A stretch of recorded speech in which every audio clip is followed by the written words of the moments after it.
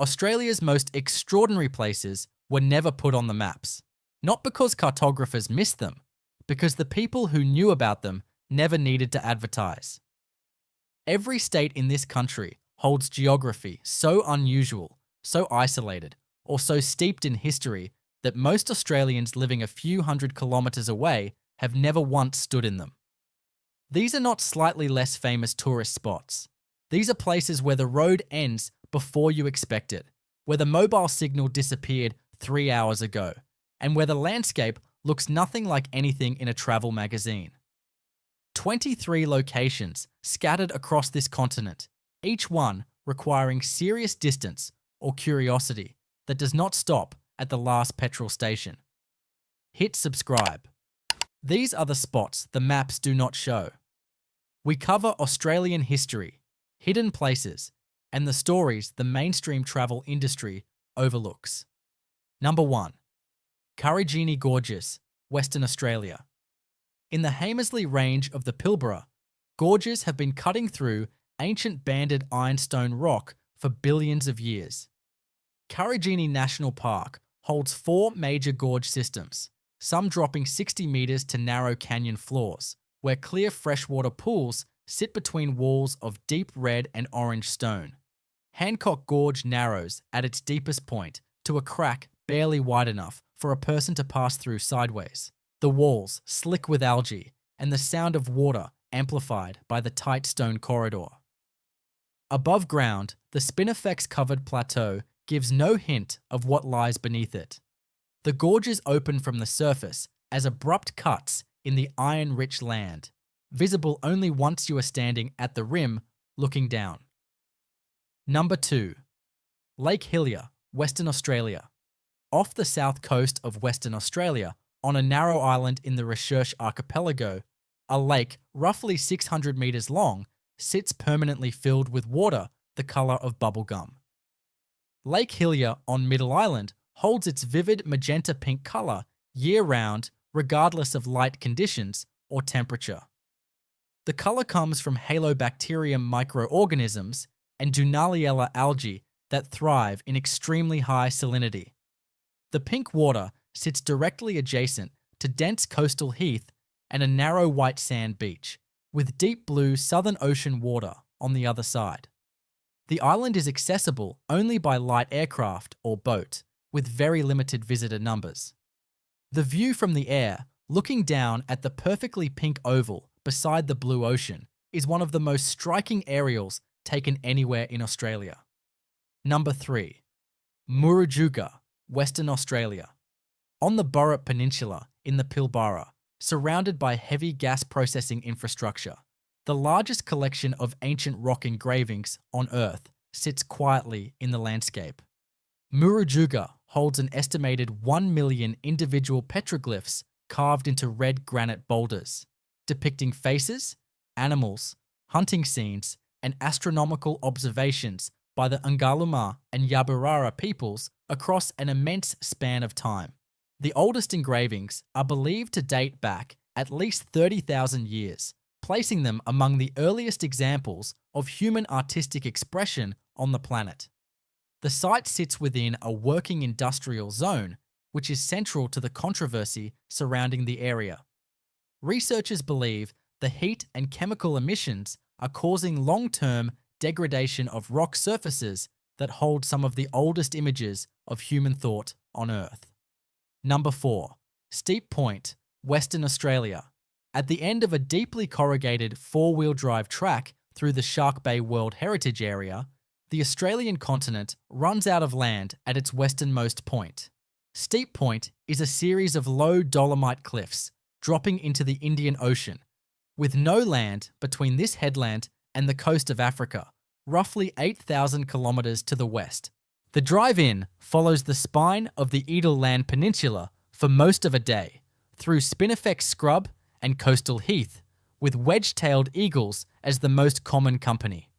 Dugongs feed in the seagrass banks offshore, and the cliff edges are undercut by wave action, the ground literally overhanging the ocean at several points.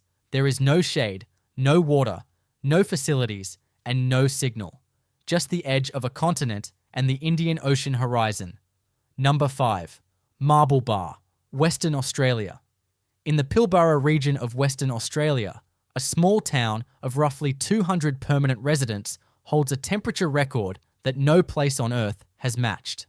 Between October 1923 and April 1924, Marble Bar recorded 160 consecutive days at or above 37.8 degrees Celsius, the longest heat wave ever documented anywhere on the planet.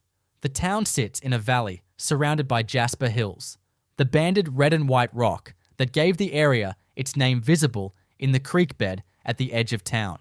Today, Marble Bar is a service centre for surrounding mining and pastoral operations, with a hotel operating continuously since 1893. The surrounding landscape in summer shimmers with heat haze, the clay pans white and cracked, the spinifex golden, and the midday temperature capable of reaching 50 degrees on exposed ground. Number 6. Narracoorte Caves, South Australia. In the southeast corner of South Australia, a World Heritage listed cave system beneath the limestone plain holds the best preserved record of Australian megafauna found anywhere on the continent. The Narracoorte Caves formed when natural pit traps in the cave roof acted as deadly funnels for animals moving across the surface above. Over hundreds of thousands of years, the bones of giant wombats, short-faced kangaroos, and diprotodons accumulated in the chambers below, creating a fossil deposit of extraordinary completeness, still being excavated by paleontologists. Southern bent-wing bats roost in their tens of thousands in the Bat Cave, one of the largest bat maternity colonies in the southern hemisphere, filling the cave entrance at dusk with a spiral of wings that takes minutes to clear. Number 7. Bunda Cliffs, South Australia. Along a 200-kilometre stretch of the Nullarbor Plain where it meets the Great Australian Bight, the land simply ends. The Bunda Cliffs are a sheer escarpment dropping between 60 and 100 metres straight into the Southern Ocean, with no beach at the base and no gradual transition from land to sea. The cliff edge is largely unfenced and accessible from the air highway by short walks through low coastal scrub. Southern right whales move through the waters directly below the cliffs between June and October, visible from the edge with the naked eye during calm conditions. Standing on the rim of a perfectly flat continent, while the Southern Ocean churns at the base of the drop below, conveys the geological bluntness of this coastline more clearly than any description manages. Number 8. Coober Pedy, South Australia. In the arid centre of South Australia, roughly 850 kilometres north of Adelaide, a town of approximately 2,000 residents has solved the problem of living in one of the hottest places on Earth by moving underground. Coober Pedy produces most of the world's gem-quality opal, and the surface is a field of craters and rubble mounds from over a century of mining. Below ground, the sandstone holds a constant 23 degrees, regardless of the 40-plus temperatures above.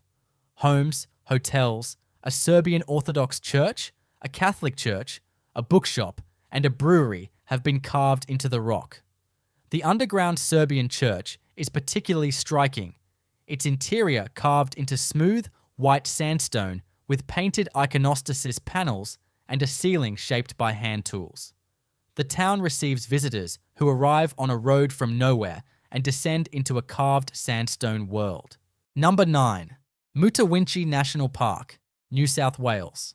In the remote barrier range of far west New South Wales, roughly 130 kilometres northeast of Broken Hill, a sandstone gorge holds rock art dating back at least 8,000 years. Mutawinchi protects a concentrated collection of engravings, stencils, and paintings created by the Malyankapa and Panjikali peoples, representing one of the most significant rock art sites in the state.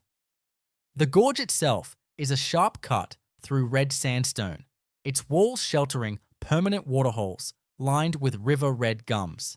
The art sites require an accredited Aboriginal guide to visit, and access is deliberately limited to protect the surface. White hand stencils on red sandstone overhangs, created by spraying ochre around a hand pressed to the rock, remain vivid against the stone after thousands of years of desert climate. Number 10. Lightning Ridge, New South Wales. In the far north of New South Wales, near the Queensland border, a small mining town produces something found commercially almost nowhere else on Earth. Lightning Ridge is the source of black opal, a gemstone in which the dark base stone allows the internal colour play to appear dramatically against a near black background, producing the most valuable type of opal known. The fields around the town are honeycombed with thousands of hand-dug and machine-cut shafts, some reaching 15 metres into the soft clay and sandstone layers where opal seams run. Fossickers can purchase licenses and dig in designated areas. The artesian bore bath at the edge of town, fed by water from the same underground system that supplies the remote springs of Central Australia, allows visitors to soak in 30-degree water at midnight under the dark outback sky. Number 11. Tibooburra, New South Wales. In the absolute northwest corner of New South Wales, where the state border meets South Australia and the horizon is a perfectly flat red line in every direction, Tibooburra sits as the most remote, permanently inhabited community in the state. The town has 2 pubs, a police station, a servo, and a hotel whose walls were painted floor to ceiling with murals by artist Clifton Pugh over several visits in the 1960s. The surrounding Sturt National Park stretches into Gibberstone Desert, with channels and billabongs in the interior that fill after rare flood events and become temporary inland lakes alive with bird life. The road from Broken Hill is mostly sealed, but Tibooburra feels so remote that the presence of bitumen makes the isolation stranger rather than less. Number 12. Mount Hippopami Crater, Queensland. On the Atherton Tablelands, in the wet tropical hinterland behind Cairns, a dry rainforest track leads to the rim of a volcanic pipe that opens into a perfectly circular lake 40 metres wide and 50 metres below the rim. Mount Hippopami was not created by explosion. It was formed by gas pressure forcing upward through granite, leaving a narrow pipe-like shaft with sheer vertical walls dropping to the dark water below. The lake at the base has no known bottom depth, and the water is never disturbed by wind because the crater walls rise so steeply above it. Platypus live in the surrounding creek system, and the path passes through dense tropical rainforest where Lumholtz tree kangaroos move through the canopy above. The silence at the crater rim, broken only by distant rainforest calls, is unlike any other short walk in Queensland. Number 13. Chillagoe Caves, Queensland. About 215 kilometres west of Cairns, the tropical savanna country gives way to a limestone karst tower landscape that looks as if it has been relocated from Southeast Asia. The Chillagoe Mungana Caves National Park holds hundreds of separate cave chambers beneath the tower karst formations, with guided tours available into 3 main cave systems containing stalactites, stalagmites, and calcite crystal formations. The town of Chillagoe has around 200 people and the ruins of a copper smelter built in 1901, operational until the 1940s. The smelter chimney stack and stone walls still stand in the dry scrub outside town. Above ground, the limestone towers rise from flat savanna without warning. Orange-grey karst blocks colonised by dry rainforest plants in their crevices. Cave entrances dark against the rock faces. Number 14. Cape York, Tip, Queensland. At the absolute northern end of the Cape York Peninsula, the continent runs out of land at a narrow point of dune and mangrove where the Coral Sea meets the Arafura Sea. The drive from Cairns takes multiple days on corrugated dirt roads, creek crossings, and open savanna tracks through some of the least modified tropical landscape remaining in Australia. The final kilometre to the tip is walked through low coastal vegetation to a rocky point where a sign marks the spot. In the wet season, the road is impassable for months, and in the dry season, the Jardine River requires a ferry crossing. The journey is as significant as the destination, passing through Aboriginal communities and open grassland largely unchanged since European settlement began. The tip of Cape York is not a dramatic cliff. It is just the land, ending. Number 15. Lake Gardner, South Australia. In the remote Gawler Ranges country of South Australia, a salt lake roughly 160 kilometres long sits on the edge of the outback at an elevation that makes it one of the most consistent natural flat surfaces on Earth. Lake Gardner has hosted multiple land speed record attempts, its salt pan providing a runway of such uniformity that vehicles can accelerate over distances impossible on any circuit. The surface in dry years is white salt crust cracked into broad hexagonal plates, with the pink and red surrounding hills reflected in the thin brine film at the surface edge. The access road requires a four-wheel drive through station country with no facilities for most of the distance. In the right conditions, the mirage above the lake creates the illusion of the distant range floating above the salt flat. Number 16. Valley of the Giants, Western Australia. In the far south of Western Australia, near Walpole, a forest of ancient tingle trees occupies a pocket of country in the Walpole-Nornalup National Park. Tingle trees are a eucalyptus species found only in a tiny geographic area of the southwest, and the largest specimens in the Valley of the Giants have bases up to 24 metres in circumference, making them among the biggest eucalypts on Earth by girth. These individual trees are estimated to be 400 to 500 years old. A treetop walk gives visitors a walkway at 40 metres elevation through the upper canopy of trees that were already old before European settlement began.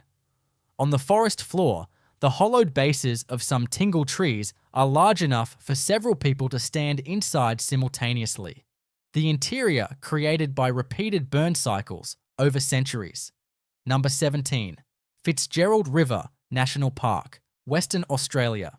Along the south coast of Western Australia, between Albany and Esperance, a stretch of coastal wilderness containing more plant species than the entire United Kingdom holds both World Biosphere Reserve and National Park status. Fitzgerald River National Park holds approximately 1,200 plant species, many found only within the park boundaries. The landscape combines coastal heath, deep river gorges, the barren mountain range rising from the coast, and long beaches completely inaccessible from the road network. The flowering period between August and November turns the heath country into colour visible from unsealed roads, with banksias, grevilleas, and harkeas in combinations impossible to find anywhere outside this specific stretch of coast. Number 18. Cape Leeuwin, Western Australia.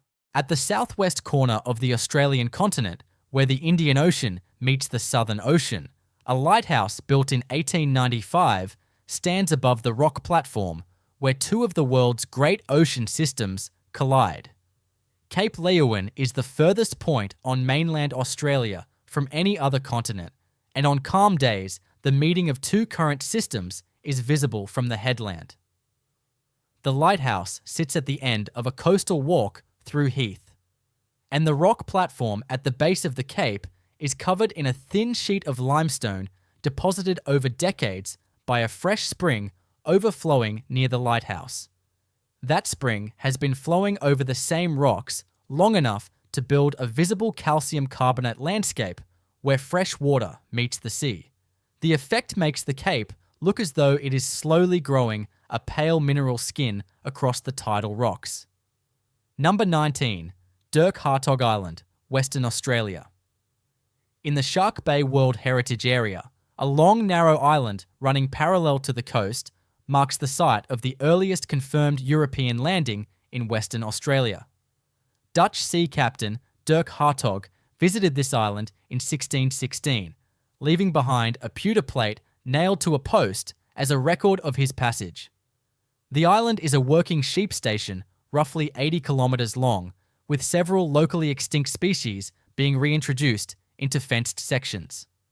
The ocean holds dense populations of dolphins, dugongs, sea snakes, and reef sharks, while the island's eastern beach faces Denham Sound, a shallow enclosed bay of extraordinary water clarity. The journey involves a ferry crossing from Denham, the most westerly town in Australia, itself a place rarely visited by anyone not specifically looking for it. Number 20. Coward Springs, South Australia. Along the Oodnadatta Track in the remote north of South Australia, a bore sunk in the 19th century to supply steam trains on the old Garn Railway still flows into a small desert campsite. Coward Springs gives travellers a warm artesian bore bath, a small wetland fed by the overflow, and a campsite shaded by the unnaturally green vegetation growing from the constant water supply. The contrast between the red stony desert plains extending to every horizon and the small island of green at the bore site is jarring and immediate. The bore water flows warm and slightly mineral, the wetland home to a surprising density of water birds given the surrounding landscape. On the Oodnadatta Track, which crosses some of the most desolate road surface in the country, Coward Springs is an oasis in the most literal possible sense. Number 21. Cape Howie, Tasmania. On the Tasman Peninsula at the southern end of Tasmania, a walking track from Fortescue Bay leads along a coastal ridge to dolerite sea cliffs, ranking among the most dramatic coastal scenery on the continent. Cape Howie ends at two freestanding columns called the Candlestick and the Totem Pole, the latter a dolerite pinnacle 65 metres tall and 3 metres wide at its base, standing in open ocean. The sea cliffs surrounding Cape Howie reach over 300 metres in places, their dark grey dolerite columns formed by the slow cooling of an ancient igneous intrusion. Below the cliffs, the Tasman Sea drives long southern ocean swells against the base, and the spray from waves striking the rock is visible from the ridgeline above on days of significant swell. Cape Howie sits within easy reach of Port Arthur, but draws a fraction of its visitor numbers. Number 22. Gawler Ranges, South Australia. In the outback of South Australia, between Port Augusta and Ceduna, a range of ancient volcanic mountains rises from the flat pastoral plains in worn, rounded forms that reveal their immense age in the smooth faces of basalt and rhyolite outcrops. The Gawler Ranges volcanic province contains some of the oldest rhyolite formations in Australia, dating to around 1600 million years ago. Organ Pipes Rock, a formation of vertical basalt columns similar in structure to famous formations in Iceland and Northern Ireland, sits accessible by a short walk from a dirt road through the park. The surrounding country is flat red gibberstone plain, and the Gawler Ranges appear as a dark line that gradually reveals itself as ancient volcanic geology on a continent so old the mountains have had time to become hills. Number 23. Millstream Chichester National Park, Western Australia. In the Pilbara region of Western Australia, where iron-rich ranges and flat claypan country stretch to every horizon, a deep freshwater pool fed by a permanent spring offers one of the most unexpected landscapes in the interior of the continent. Millstream is a natural deep water hole in the Fortescue River, kept permanently full by the Millstream Aquifer beneath the surrounding plain. The pool is fringed by the Millstream palm, found only at this site and nowhere else on Earth. The surrounding Chichester Range offers ancient basalt ridges accessible by rough tracks. In the extreme heat of a Pilbara summer, the deep green water and palm-fringed banks represent a geographical contrast that forces a recalibration of what the Australian interior can produce. The maps show a road. They do not show this. These 23 spots are a reminder that Australia rewards travellers who push past the comfortable distances. Each one required a long drive, a dirt road, a boat crossing, or simply the willingness to keep going when the sealed road ended. That is the entry requirement for the best of this country. If today gave you a reason to start planning differently, subscribe and check the next video on screen now. There is a great deal more out there.